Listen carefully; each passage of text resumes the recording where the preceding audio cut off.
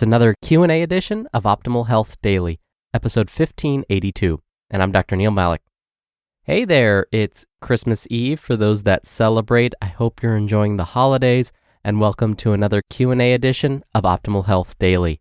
This is where I answer your health questions related to fitness, diet and nutrition, and lots more.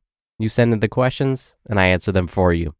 Now, if you want to know more about me and my background and my credentials and why I call myself Dr. Neil, definitely check out the first Q&A episode of this month. That's where I go into more details about all of that. But for now, I'm going to spare you from all of that, and we're going to get right to today's question as we optimize your life. Today's question came via email. Lisa writes, could you please give advice about the healthy ways to gain weight? What foods are good to eat? So many healthy foods like vegetables are low in calories. Are several small meals a day better than 3 big meals?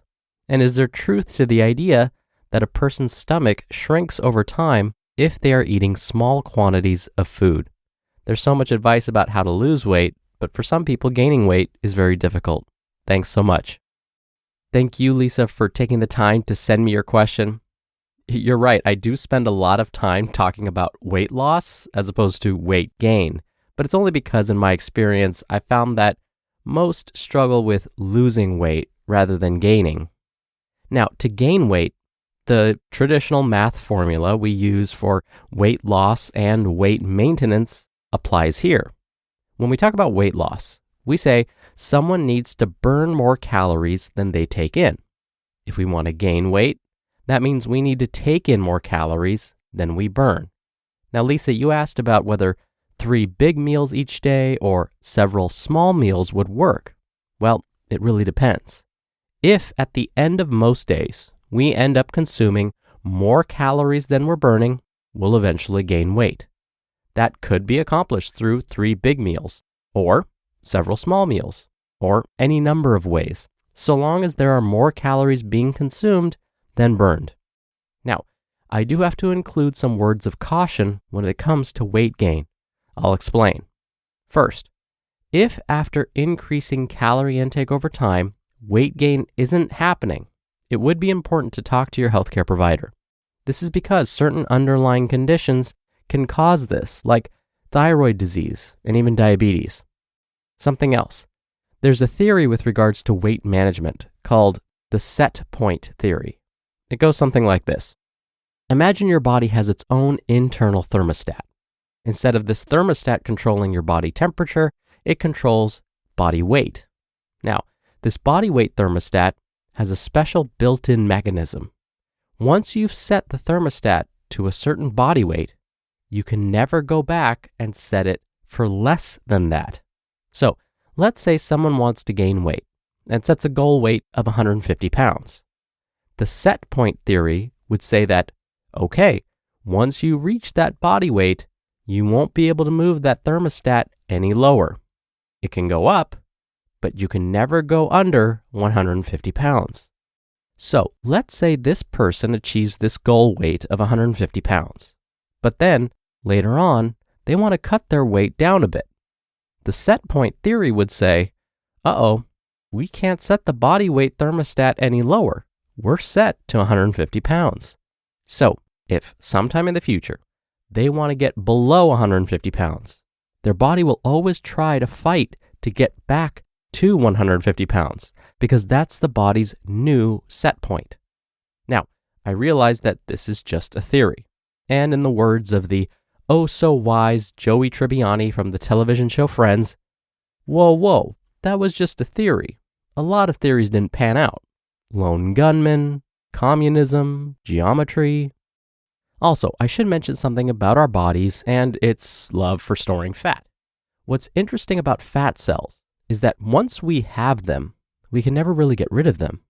They can get smaller, but we can never really reduce the actual number of fat cells in the body. This relates to the set point theory I just mentioned. So, if the weight we end up gaining is fat and not muscle, let's say, we now have created more fat cells.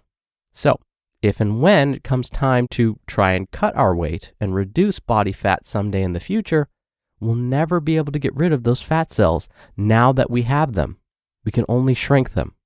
But that means they still exist, and they just may lay in waiting for the next time we consume too many calories, starving and eager to gather up those calories so they can plump up again. Then there's the behavior side of things.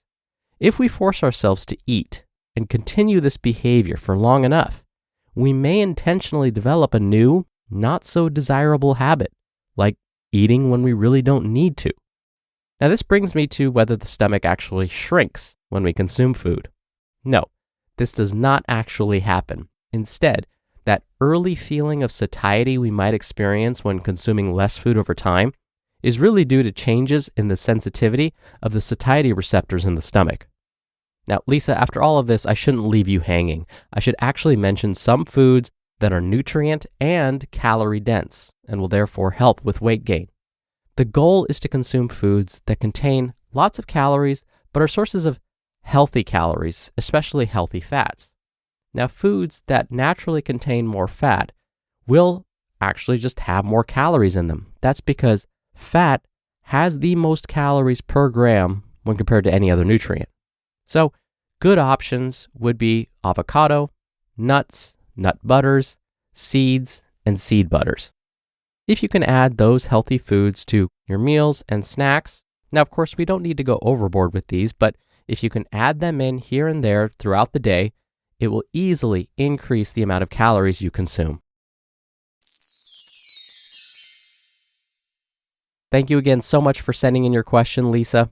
Now, if you want to send me a question, remember you can email one just like Lisa did to health@oldpodcast.com. Now, if you want to send one via audio, come by oldpodcast.com/ask to record from your computer. Or you can do it the old-fashioned way and call in your question.